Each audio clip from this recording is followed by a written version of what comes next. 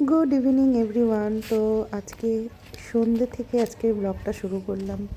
এখন ঘড়িতে ওই 5টা 10 মতন বাজে। আমি একটু দোকান যাচ্ছি।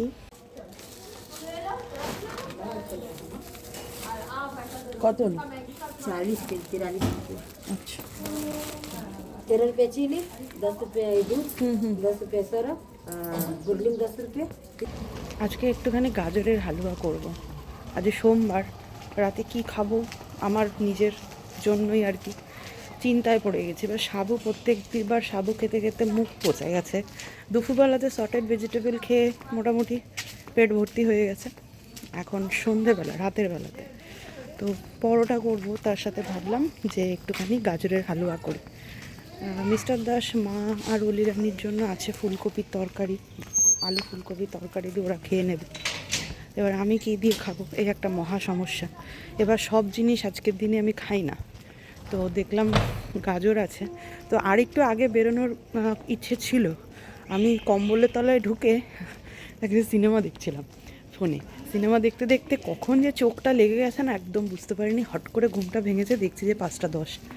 এরপরে সন্ধে লেগে যাবে, আর তারপরে সন্ধে দিতে হবে, এইসবের চক্করে আর ভাবলাম যে না, তাড়াতাড়ি গিয়ে জিনিসটা নিয়ে আসি, অলি রানীকে পড়াতে পড়াতে বানিয়ে ফেলবো। তো এখন বাড়ি যাবো, গিয়ে আগে একটুখানি চা খাবো, খেয়ে তারপরে অলি রানীকে পড়াবো, পড়াতে পড়াতে বানাবো। আর যখন বানাবো তখন তো আপনাদের সাথে শেয়ার করবই। ঠান্ডাটা ভালোই পড়েছে, বিশেষ করে হ্যাঁ, পৌষ মাস পড়ার সাথে সাথেই আর কি ঠান্ডাটাও জাঁকিয়ে পড়েছে।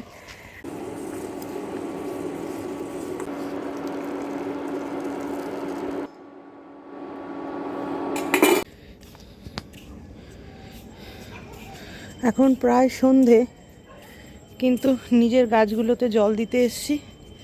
এই যে চা খাবো, তারপরে জল দেবো। একটা জিনিস দেখবেন, এই দেখুন চাঁদ উঠে গেছে, চাঁদের সাথে আমি চা খাচ্ছি। কি সুন্দর না, ভাল লাগছে না দেখতে? মানুষ যখন কঠিন সমস্যার সম্মুখীন হয় তখন পাশের মানুষকে চিনতে পারে। যে সমস্ত মানুষ সুবিধা নেয় তাদের সবাইকেই চিনতে পারে। আর তখন চিনে নিয়ে যে শিক্ষাটা নেয় না, সেই শিক্ষাটা চরম শিক্ষা। হাজার চেষ্টা করেও মুখে বলে বা চোখে দেখিয়ে যে সব শিক্ষা নেওয়া যায় না, সেইগুলো এক মুহূর্তে যখন মানুষ মানে ওই খারাপ টাইমটা দিয়ে যায় না, তখন সব শিক্ষা আস্তে আস্তে নিয়ে নেয়। যেমন এই যে আমি এত বকবক করতে ভালোবাসতাম, সারা দিন পটর পটর পটর পটর লেগেই থাকতো। কিছু যদি না পেতাম নিজে নিজে বকবক করতাম, গান শুনতে ভালোবাসতাম। এখন ভাবছি যে মানে সকালে যে কাজটা করছি সেটার পরে দুপুরে কি করব সেই রকম ভাবতাম। প্ল্যানিংয়ের পর প্ল্যানিং, একটার পর একটা প্ল্যানিং সে করতাম। সেই মানুষটা হঠাৎ করে আমূল পরিবর্তন হয়ে গেল জাস্ট 2 থেকে 3 দিনের কিছু অশান্তি, কিছু ভাবনা চিন্তা, কিছু মানে অনেক রকমের একটা পরিস্থিতির শিকার হলে পারে, যেটা হয় আর কি। তবে এটা খুব ভালো জিনিস হয়েছে, এটা আমার সাথে, আমি এটা ডিজার্ভ করি। আমি মনে করি যে এখন যেটা আমার সাথে ঘটছে, এটা ঘটাটা আমার সাথে খুব দরকার ছিল। অতি সহজলভ্য হওয়াটা খুব একটা ভালো জিনিস নয় স্বাস্থ্যের পক্ষে।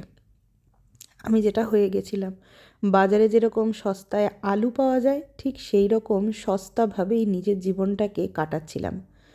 সেইখান থেকে হয়তো গোবিন্দর এই জিনিসটা একদমই পছন্দ হচ্ছিল না। তো সেই জন্যই যে ঘটনাটা আমার সাথে ঘটে গেছে সেটাকে শিক্ষাটা দেওয়াটা খুব জরুরি ছিল বলেই গোবিন্দ মনে করেছে, তাই দিয়েছে। এখন না আমি সত্যি ভাবছি যে কাজগুলো আমি করিনি সেই কাজগুলোই এখন করি। আগে চুপ থাকতে পারতাম না, এখন আর কথা বলতে ভালো লাগে না। 2023 সালে একটা ঘটনা ঘটেছিল, সেইখান থেকে একরকম শিক্ষা নিয়েছিলাম, বাইরের মানুষদেরকে বিশ্বাস করাই বন্ধ করে দিয়েছিলাম। আর 2025 যেতে যেতে আমাকে একটা শিক্ষা দিল যে ঘরের মানুষজন যখন চেঞ্জ হয়ে যায় তখন তাদের সাথে কীরকম থাকাটা জরুরি।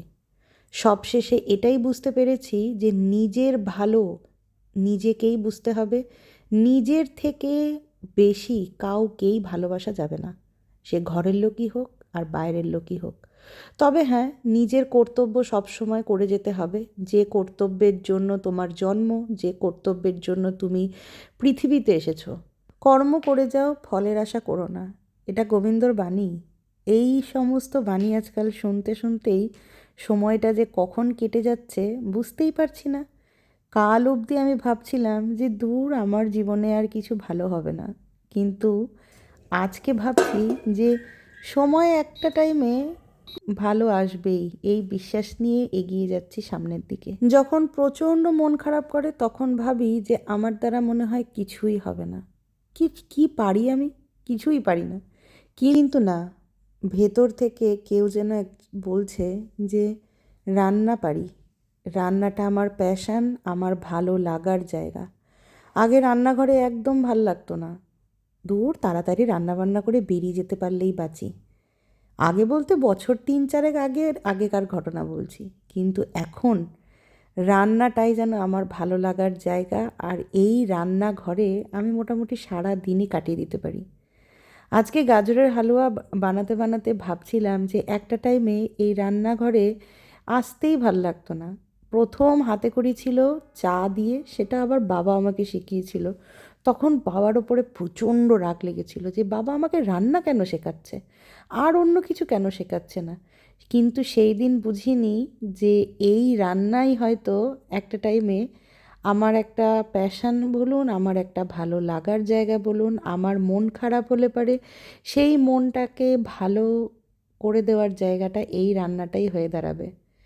3 বেলার থেকে 4 বেলা রান্না করি এখন, জানেন, শুধুমাত্র নিজের মনটাকে ভালো রাখার জন্য।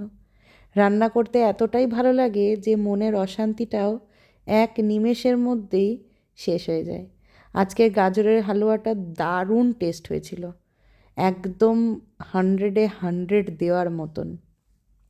যদিও গাজরের হালুয়া আমাদের বাড়িতে কেউই খায় না, শুধুমাত্র আমি ভালোবাসি।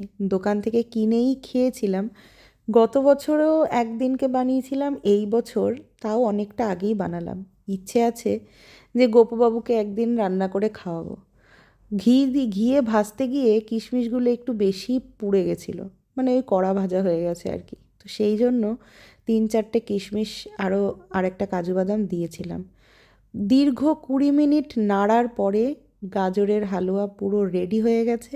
নামানোর আগে একটুখানি ঘি দিয়ে দিলাম। এত সুন্দর গন্ধ বেরোচ্ছিল না, যেন 3-4টে পরোটা নিয়ে এখনই বসে যাই। না না, এখন বসলে হবে না, আমাকে পরোটাটা ভাজতে হবে। তার আগে একটুখানি প্লেটিংয়ের ব্যবস্থা করতে হবে। জানি আমি একদম প্লেটিং করতে পারি না। অনলাইন থেকে, মেলা থেকে মোটামুটি অনেক রকমেরই বোল কিনেছিলাম, কিন্তু ওই যখন কাজের দরকার পড়বে তখন না ওই বোলগুলোকে খুঁজেই পাই না।